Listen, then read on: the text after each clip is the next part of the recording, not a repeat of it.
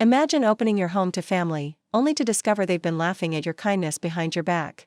For years, I let my cousin live with me rent-free until a shocking video exposed her true colors. This is the story of how I finally stood my ground and reclaimed my life. My name is Emily, and I'm 28 years old.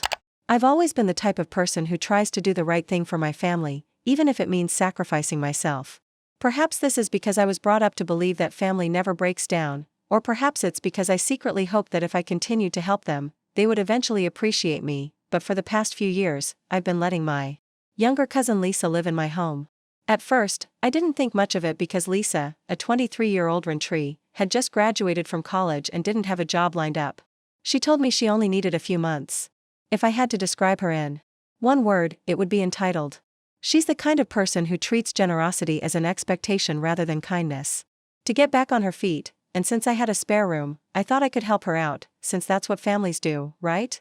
However, a few months later, Lisa made no real attempt to find a stable job. She worked occasionally, mostly to pay her bills, but she never made a single contribution toward groceries, rent, or utilities.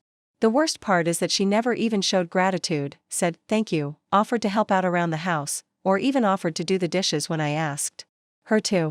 At first, I ignored it, telling myself she was just immature and would get over it, but then the small things started to add up, like when I got home from a 10-hour shift to find her sitting on the couch surrounded by when I asked her about it. She shrugged and said, I thought you wouldn't mind. After borrowing my car without asking and returning it with an empty gas tank, she became irritated when I told her that she needed to fill it up the next time. Geez, it's not like you're broke or anything. She huffed, and let's not even talk about how she would invite her friends over without notifying me, treating my house like a free ABN. One day, I woke up to find a stranger relaxing in my living room after seeing one of her friends searching through my refrigerator at 2 in the morning. I know now that I should have resisted sooner, but my family wasn't exactly on my side. For example, he was the one who paid for the groceries. Aside from all the times I've implied that Lisa should begin paying for something, my aunt's mother would call me with the typical guilt trip. Oh, sweetie, she's still so young. You know how hard it is to get started these days. You have a good job, don't you? What's a little kindness? And if I push back, Lisa looks up to you, Emily, if you kick her out, she'll feel so abandoned. Even my mom, with the generally reasonable demeanor, would say things like, just be patient with her, Em. You know how she is, and she doesn't mean to take advantage of you, but she did mean to. I discovered that the night I received the video, my uncle, the only relative with a backbone, sent it to me.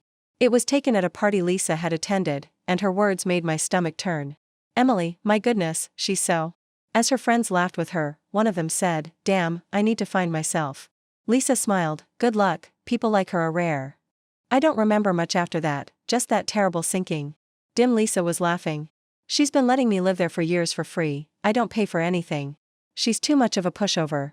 To ever kick me out like she thinks I'm going to move out one day, why would I? I wanted to scream and call her out right then and there to tell her to pack her things and leave my house, but instead, I played it cool and pretended I hadn't seen the video. I went about my days as if nothing had changed because if Lisa had ever planned to move out, she would have seen my kindness as foolishness and always considered me as nothing more than a free ride. For the next few weeks, I played the part of the same old knave Emily, the one Lisa believed was too inexperienced and too much of a pushover to ever do anything about her freeloading. I still smiled when I saw her, I still bought groceries, I still allowed her to use my Wi-Fi, my electricity, and my house as usual, but underneath it all, I was carefully organizing my strategy. Lisa assumed I wouldn't take any action because I had never done it before, but she was unaware that I had allowed my family to guilt-trip me into keeping her around for years by putting up with her entitled nonsense. After watching that video and hearing her laugh about how foolish I was, I stopped feeling kind. The first step was to make sure everything was legal. I was determined not to allow Lisa any leeway to turn this into a dramatic eviction battle. So I researched my state's tenant laws and discovered that even freeloaders who don't pay rent can occasionally claim squatters' rights if they've lived somewhere long enough. I own my home outright, so there was no lease, contract, or anything tying Lisa to the house. I made a formal written notice that she had 30 days to vacate after calling the lawyer for peace of mind. I then began making minor adjustments, starting with the Wi-Fi. Lisa was always on her phone, scrolling through social media, streaming movies, and FaceTiming her friends. One calm morning, I changed the Wi-Fi password, and an hour later, Lisa stomped into the kitchen. Hand, is the Wi-Fi down or what? I looked up from my coffee and realized that I had changed the password. She blinked, but I was sure that the new one was Rent Money 123. I smiled and tilted my head, thinking that since you don't pay rent, it would be a good reminder. Her face twisted in annoyance, which I didn't find funny. I shrugged, thinking it was, and she rolled her eyes before stomping back to her room for a few minutes. For years, Lisa had treated my fridge like an all-you-can-eat buffet, eating whatever she wanted and leaving the mess for me to clean up. I stopped buying extra food and started labeling things clearly: Emily's lunch and Emily's dinner. Later, I heard her slamming doors, probably trying to reset the router, but it didn't work. I also changed the admin settings. Snacks: Emily's groceries don't touch every time I go shopping. I only buy what I need, nothing extra, and nothing to share. Lisa noticed right away. One evening, she asked, "Did you forget to buy food?" As I was standing in front of the almost empty refrigerator, I looked up from my book, and nope, I had everything I needed. She scoffed, "Well, what about me?" I raised an eyebrow. "You have a job, don't you?" She huffed but didn't argue. Further, instead, she began ordering takeout, a lot of it, which was ideal because it meant she was spending her money, and soon enough, I repeated, laughing, "I've been feeding you for years for free, so I just figured since you're an adult, you'd want to start taking care of yourself." I said, simply turning the page, and her mouth opened and closed like a fish. "Wow, okay, pretty much." She refused to leave the third step: utilities, so I changed the passwords for each online subscription one by one. She had been snatching it away from me, but one night she lost it when she tried to watch a movie and saw the login screen. She yelled from the living room, "Why can't I get into anything?" as I casually entered, acting surprised. "Oh, I figured since you..." She stormed off, muttering to herself, but I could tell the cracks were beginning to show.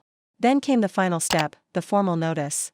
Exactly 3 weeks after I saw that video, I left a neatly printed letter on the kitchen counter. It was brief and direct: "Lisa, this is your official 30-day notice." I made sure Emily found it. I waited in my room, listening until I heard her pick up the paper. Then, I walked out casually. "Oh, that's just a little notice telling you it's time to move on." She turned to me, her eyes wide, and I shrugged. "You're kicking me out. You will no longer be allowed to live in this house. Failure to leave will result in legal action." The real meltdown started when Lisa's face turned pale. She said, "You're too stupid to ever kick you out." Her face twisted in shock, anger, and then something like panic. She clutched the letter as if she could shred it to nothing. "You can't do this," she sputtered. "This is my home too." I crossed my arms and leaned casually against the counter. "No, Lisa, it's my home. I own it, I pay for it, and you don't contributed a dime." She laughed nervously, and I thought, "This is a joke, right? You're cheating on me." I tilted my head, waiting, and Lisa's hands clenched at her sides. "Where am I supposed to go?" "You're an adult," I said, light. Her mouth opened and closed as if she wanted to argue, but she had nothing to say, and I knew it. That's when Emily began to cry, so I asked her to look. "I've heard it all before, Lisa. I gave you years of free rent, free food, free everything, and you returned the favor by laughing at how foolish I was behind my back. I believe I've been more than generous." But she looked around frantically like the walls were closing in, and I could see the wheels turning in her head. "I'm so sorry, I don't have anywhere else."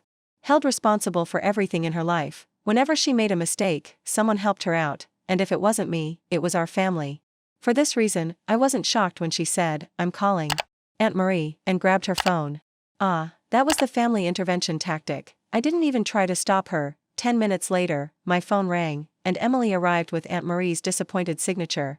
"Lisa just sighed, told me what's going on. You're throwing your cousin out on the street." I suppressed a laugh, but she has a job, and Marie isn't living on the streets. You know she's struggling because she spends all of her money on takeout and internet shopping. I told her that she's not struggling enough to cut back on Starbucks, but that she's struggling too much to pay her rent.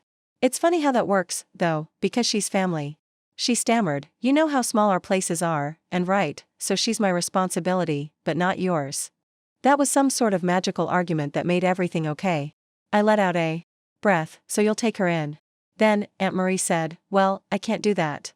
I cut in, "You don't care about Lisa having a place to stay, you just don't want to deal with her yourself." She hung up, then said, "Your mother would be ashamed of you, Emily." It was a cheap, low-key guilt trip because she had run out of options. I said goodbye, and Marie and I hung up. Lisa looked at me with wide eyes, and I said, "Yep, you can't just do that." "I can," and I did. Lisa looked completely lost, and this was the first time she had ever not gotten her way. I saw her without a backup plan, a last-minute safety net. Choking Bob as she swallowed Emily, she tried again, her voice trembling, and I thought, please just give me another chance. For a moment, I felt sorry for her, but then I thought back to the video, where she laughed, called me stupid, and boasted to her friends about taking advantage of me. Then, my sympathy vanished, and I said to Lisa, I think we're way past second chances. Her face twisted. I'll pay the rent, I promise, but please don't force me to leave. I shook my head, saying it's not about the rent, I said it's about respect, and you lost mine a long time ago.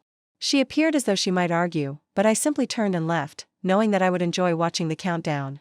Lisa spent the next few weeks going over every strategy she could think of, starting with going back to denial and then acting. When I reminded her again that she had less than a month left, she simply waved me away, saying, "You're not going through with this," she scoffed. "You always say things like this, but you." She was still sprawled out on my couch, watching her annoying reality TV shows late into the night, and leaving her takeout containers on the kitchen counter for me to clean up. Never mean them, I nearly laughed. In that video, she told her friends that I was too much of a pushover and that I would never have the courage to throw her out. It was funny how she continued to think that way. A week later, she realized I wasn't giving up, and that's when the guilt trip began. She became tearful and pathetic, letting out little sniffles loud enough for me to hear while I was in the room. It would have been a fantastic performance if I hadn't already seen what she truly thought of me. I didn't bite, and then came the phony promises, like, "I'll pay you rent, I swear, just let me stay." She would blink up at me with those large, teary eyes, saying, "I just can't believe you're doing this to me after everything I've been through." She even took out her phone. "No, Lisa, I don't believe you." She scowled but didn't argue, knowing I was right. By the last week, her mood had completely soured, and she sulked around the house, slamming doors and stomping her feet. She pretended to create a budget plan in front of me as if that was supposed to persuade me. I didn't even teasingly remind her that she had years to pay rent. It was almost fascinating to watch her unravel like a spoiled child finally being told no for the first time in her life. The night before move-out day, she had one last meltdown and stormed into the living room where I was sitting with my arms crossed tightly over my chest. The place was a mess, like a child throwing a tantrum, because she had completely stopped cleaning up after herself, and I refused to do it for her. "You're a terrible person, and I've only ever loved you like a sister. This is how you repay me," and I closed my book and placed it on my lap. "You loved me like a sister," I repeated, raising an eyebrow. "Was that what you were doing when you laughed about how foolish I was and boasted that I'd never throw you out?" Her jaw tightened, but she continued, "And you don't even need to." She scoffed, "Oh, you're so high and mighty, aren't you, like some perfect little saint? Guess what, Emily, you're just like your mom." I stiffened. "The money you make plenty of, but you're just doing this to be a jerk." "Sigh," she said. "This isn't about money, Lisa. It's about the fact that I let you live here out of kindness. And instead of being grateful, you mocked me and disrespected me, Lisa." I wasn't buying into it, so I said, "Pack your bags, Lisa," standing up, "you're going out tomorrow morning." Her face darkened, but I walked past her. She saw it smirk. That was low. My mother had been an emotionally manipulative mess, guilt-tripping and controlling, making everything about her. I'd spent years unlearning all the ways she tried to twist my mind. Without saying another word, I woke up early the following day. And half expected her to try some last-minute ploy, but to my surprise, she packed terribly and carelessly, as if she thought that by taking her time, she could somehow convince me to change my mind. She stood in the doorway with a single suitcase next to her, arms crossed, and then she said bitterly, "That's it." I said, "Well, you don't care, do you?" and she laughed dryly. She stared at me, waiting as if I should feel bad and say, "Oh, Lisa, I didn't mean it, please stay," but I didn't. I simply opened the door, and she grabbed her suitcase and stomped out without looking back. I closed the door behind her, and suddenly, for the first time in years, my house was once again mine. At first, the silence felt wrong, but not in a good way. Bad way, it was just unnatural. I had grown accustomed to Lisa's constant presence. The noise, the mess, and the weight of her expectations hanging in the air, but now there was nothing, no TV blaring, no passive-aggressive sighs, no food boxes left on the counter, just me, my space, and my peace. I took a deep breath, thinking that the first sign of trouble had arrived when my aunt's message buzzed on my phone that evening. "What have you done to Lisa?" Lisa's mother, Amare, texted Emily. "She just showed up here in tears," I said, rolling my eyes. Naturally, she went to her mom, but I thought I might as well get ahead of whatever sob story Lisa was making up. I replied, "I asked her to move out, she had plenty of notice." "You put her out on the street like a heartless stranger," Aunt Marie replied. "I'm at your house." I noticed that the typing bubble appeared, vanished, and then reappeared. Marie replied, "That's family, Emily. Don't turn your back on family." I texted in jest, but I don't remember Lisa worrying about family when she was laughing about how foolish I was for helping her. I assumed that was the end of it, but the real storm arrived the following day when I woke up to a group chat. Blowing up one with my aunt, and a couple of cousins, and for some reason, Lisa herself texted Emily, "I can't believe how selfish you've been, cousin Jenna. You're kicking out your family in this economy, cold-hearted Lisa. I guess I know where I stand now, thanks for making me feel like garbage, Emily." "I hope you're happy," I replied, sighing, because I wasn't about to let them rewrite the narrative. She has never paid a dime or even attempted to do so for years, and instead of showing gratitude, she made fun of me behind my back. I gave her a month's notice, and since she is currently living with Aunt Marie, we can't pretend that she is alone. If anyone else believes she should be given free housing, they are welcome to take her in silence. Then, one by one, the conversation became quiet, and some cousins who hadn't even said anything left the group completely. It was the first time I truly felt the weight off my shoulders, the relief of knowing I had set a boundary and kept it, and Lisa didn't say a word. Later that night, my cousin Jenna, the only one who hadn't lost it, texted me, saying, "Honestly, I don't blame you, Lisa. She's been freeloading off everyone for years, and you just had the guts to do something about it." I wish I could say I was surprised, but in reality, it just confirms what I already knew. She never truly cared about me, only what I could do for her. I haven't heard from her in months. Playing the victim for a while, but the sympathy quickly wore off. It turns out that people are much less sympathetic when they realize you weren't thrown out onto the streets, but rather that you were told fairly that you had to start acting like an adult. Even if that hurts, I don't regret my choice for a second. What do you think, Reddit? Was I too harsh? Let me allow Lisa some time to face reality. Understand.